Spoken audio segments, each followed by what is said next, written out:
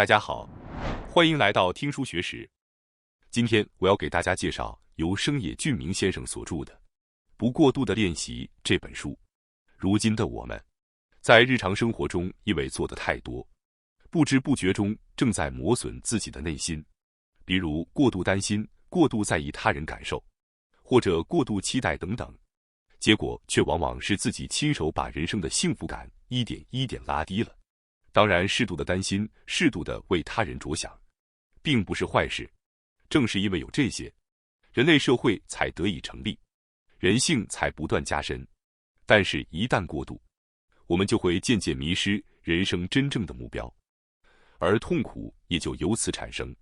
今天我就要和大家分享如何防止这些过度，重新找回人生真正的目的，极大的提升幸福感的不过度方法。相信你一定能重新找回内心的平静，从而过上更加充实的人生。今天视频的内容包括以下2个部分：第一，人生瞬间好转的不过度练习；第二，不再犹豫，不再强迫自己过度正面思考。首先是第一部分，人生瞬间好转的不过度练习。第一个不过度练习就是不要太过努力。你是不是也经常会太努力了呢？书中作者指出，那些太努力的人，很多都有完美主义倾向，他们不能接受半吊子、不完美的结果，总觉得事情非得做到100分，才可以继续前进。结果就是，他们反而一直停留在原地，不断用力过度。无论是工作、学习还是家务，追求完美本身并不是坏事，但你必须明白，现实中几乎没有人能把所有事情都做到完美，哪怕只把其中一件事做到完美，那也已经是极大的才能。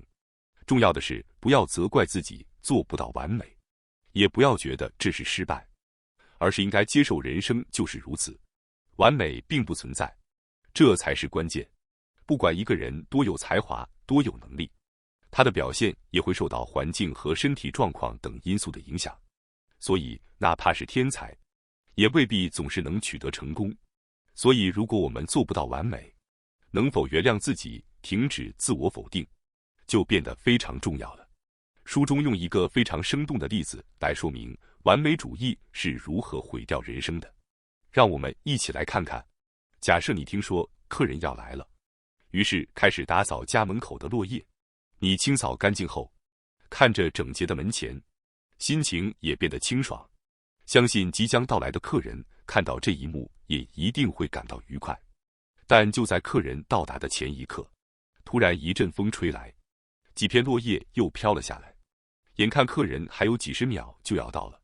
这时，如果你想好不容易打扫干净了，无法忍住，又急匆匆地开始重新打扫，那你很可能就是一个完美主义者。这样的人甚至会一边拿着扫帚，一边去迎接客人，这种行为就会显得非常不自然，让客人也可能觉得我是不是来早了，而感到尴尬。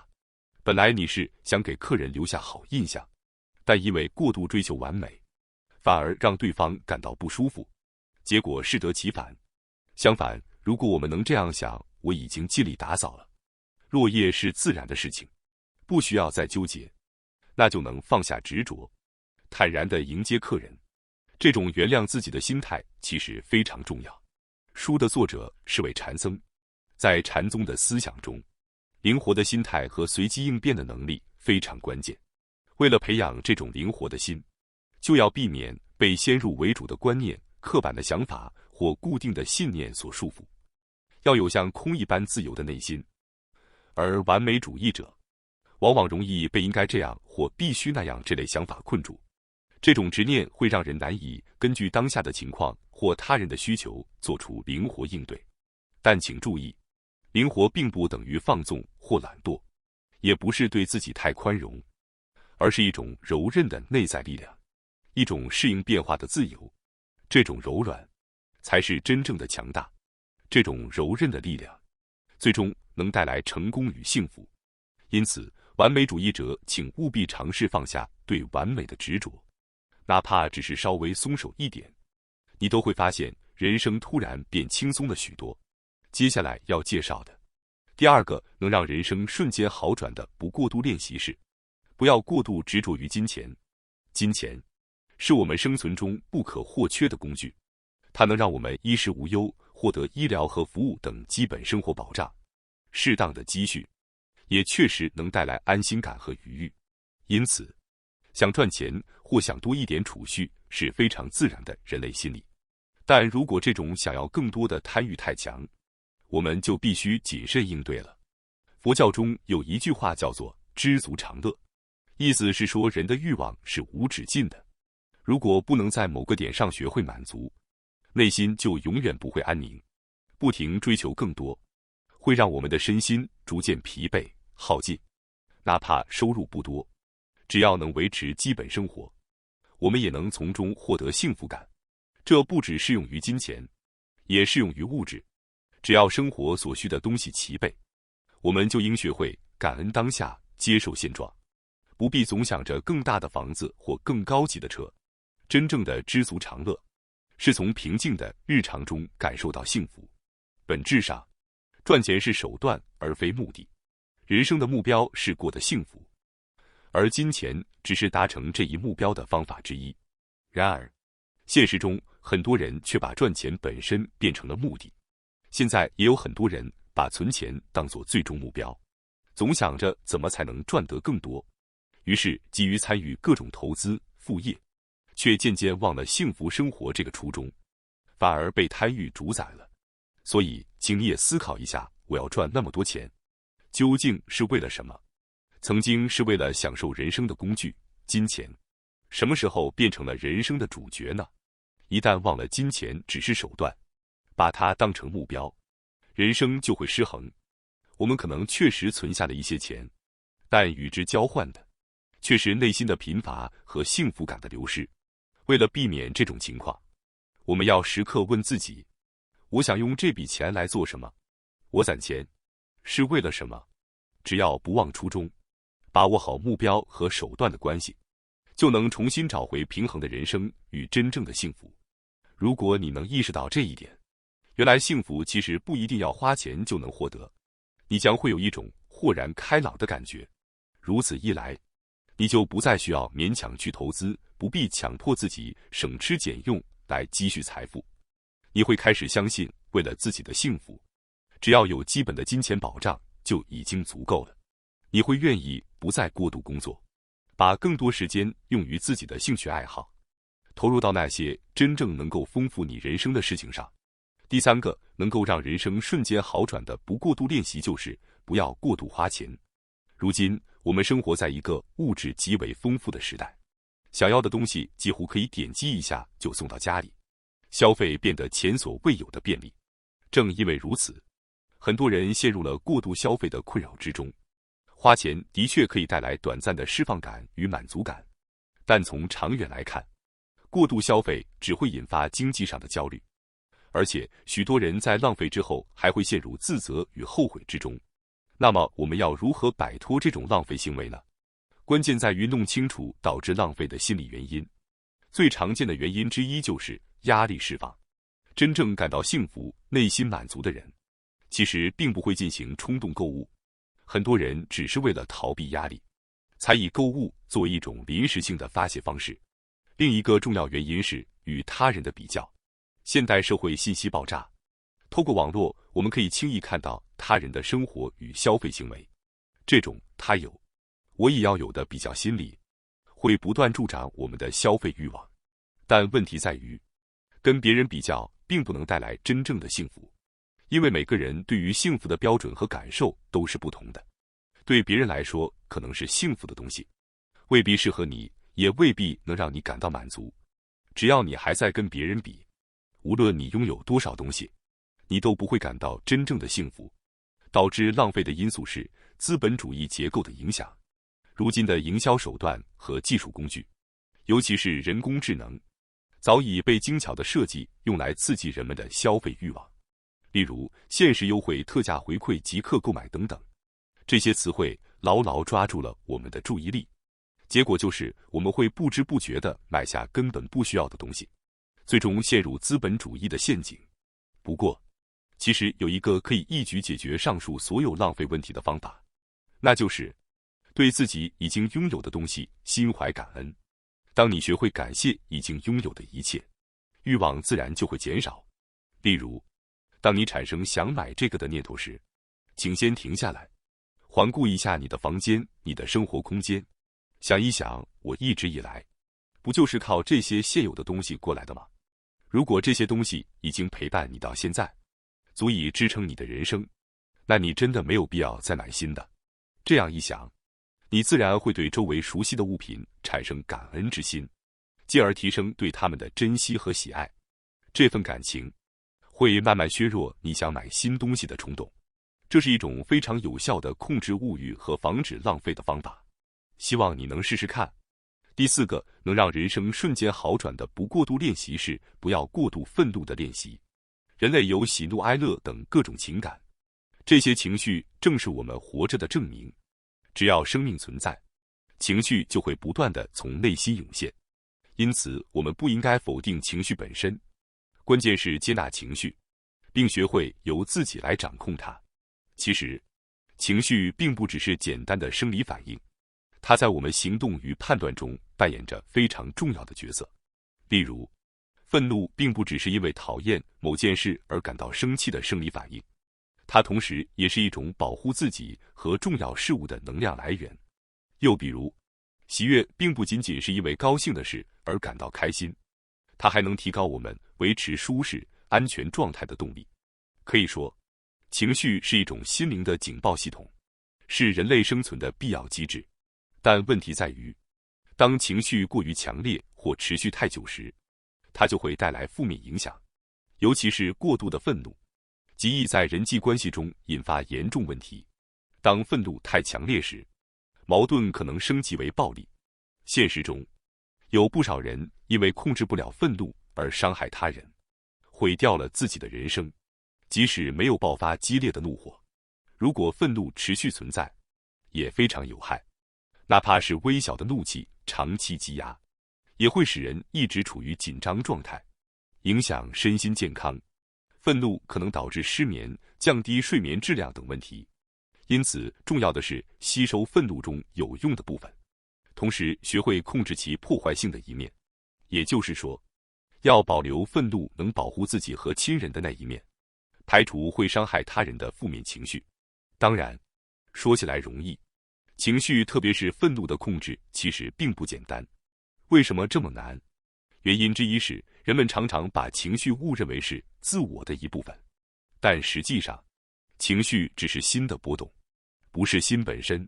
换句话说，愤怒、喜悦、悲伤等都是暂时在心中掀起的波浪，你不是愤怒本身。所以重要的是将情绪和自己分开，从一个旁观者的角度去观察它。当你能做到抽离视角来看自己的情绪，你就可以在任何时候保持冷静，从而学会真正的掌控情绪。情绪的本质是自然产生，也会自然消退的。无论多么强烈的情绪，都不可能永远持续，它们终将消散。尤其是愤怒，它就像是别人朝你扔来的一块炽热的石头，如果你接住它，还一直紧紧握着，最后只会灼伤你自己。所以你应该尽快地把那块石头放下。那该如何具体做到放下愤怒呢？一个非常有效的方法是给情绪贴上标签。第一步，觉察情绪。当你陷入愤怒时，往往不是在冷静地观察自己，而是被情绪完全支配了。这时，请先停下来，问问自己，我现在究竟在感受什么？然后明确告诉自己，我现在正在生气。这样一来，你就能稍微拉开距离，以更客观的方式去观察自己的情绪。第二步，接纳情绪。接下来你要做的不是否定情绪，而是真诚地接纳它。请你平和地告诉自己，我现在生气了，这是很自然的反应。然后冷静地对自己说，不过，这份愤怒很快就会消失。这样一来，你的内心会慢慢恢复平静。再进一步，你可以深深地吐一口气，用呼吸来调整自己的身心状态。呼吸的节奏会帮助你稳住情绪，平复思绪。通过这样的分阶段情绪管理，你就能逐步掌握释放愤怒的能力。一旦掌握这项技能，你的生活一定会变得更加平和、幸福。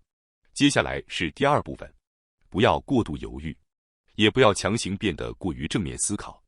从挑选衣服到在餐厅点餐，人生就是一个不断做选择的过程。在这样的选择中，总是犹豫不决、迟迟无法做决定的人其实并不少。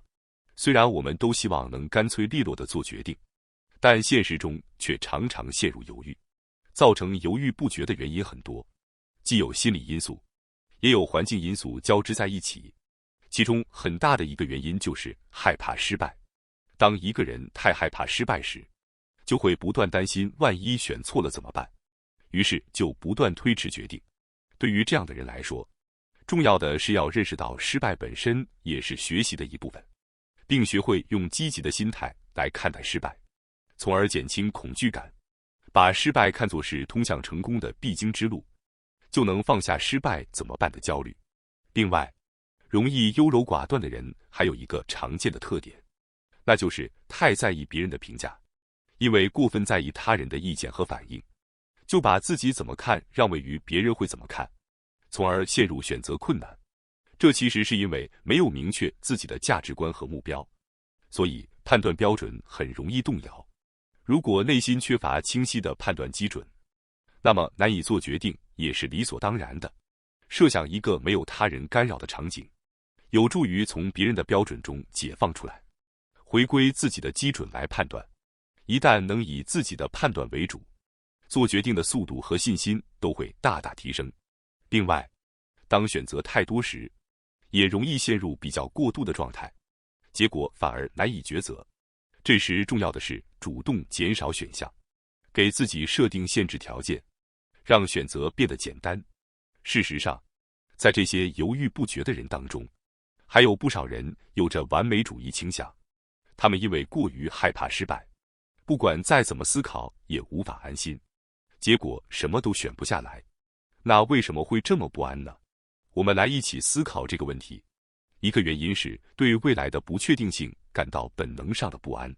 人类在面对看不见未来的情况时，会本能的焦虑，因为不知道未来会怎样，担心失败，大脑就会陷入冻结状态。也有些人是因为过去有过失败的经验，因此心中留下阴影，总担心会再次失败。还有一些人是因为不想让身边的人失望或受伤，所以更加害怕失败。但是不论是哪种类型的焦虑者，他们最需要学习的就是接受小小的失败。在人生中，重要的不是永不犯错，也不是总是做出正确的选择，真正重要的是即使犯了错，也能有能力去弥补与修复。而且，人生中的大多数错误，其实都是可以修复的。真正难以弥补的失误，大概也就是健康的损失吧。记住，你的人生是为了你自己而活的，请不要忘了，你完全可以为你自己活出真实的人生。接下来要介绍的不过度的练习，是不要强行变得过于积极思考的练习。现在到处都在说积极思考是好的，确实，积极思考不仅可以让心态变得积极，对健康也有好处。这一点也得到了科学的证明。积极的生活可以提升我们的幸福感，相信自己能做到，会增强行动力，提高实现目标的可能性。即使处于困境中，如果能以积极的态度看待事物，感受到的压力也会减少。此外，积极的人还能将正能量传递给周围的人，从而改善人际关系。然而，本书作者指出，一味的过度积极思考，反而会带来各种弊端。如果过于积极，就会不去正视现实；由于变得过度乐观，反而会逃避现实，这会增加忽视人生中重要问题的风险。例如，认为只要这样继续做下去就能成功，结果不愿修正方向，最终失败，这是人生中常有的事。另外，如果勉强自己积极思考，就会把消极情绪压抑在内心深处，渐渐积累起自己都没有察觉到的无意识的压力和不满，以为是在激励自己不能为这种小事感到沮丧，却在不知不觉中打破了内心的平衡。此外，过度的积极思考还可能让人过度相信一切都取决于自己，从而在事情没有顺利进行时，感到极大的失望。例如，会想我明明这么积极，为什么还不顺利？从而陷入自我否定。还有一个缺点是，如果太过积极，就可能在失败时无法反省，会想总会有办法的吧，结果态度变得草率，导致一再重蹈覆辙。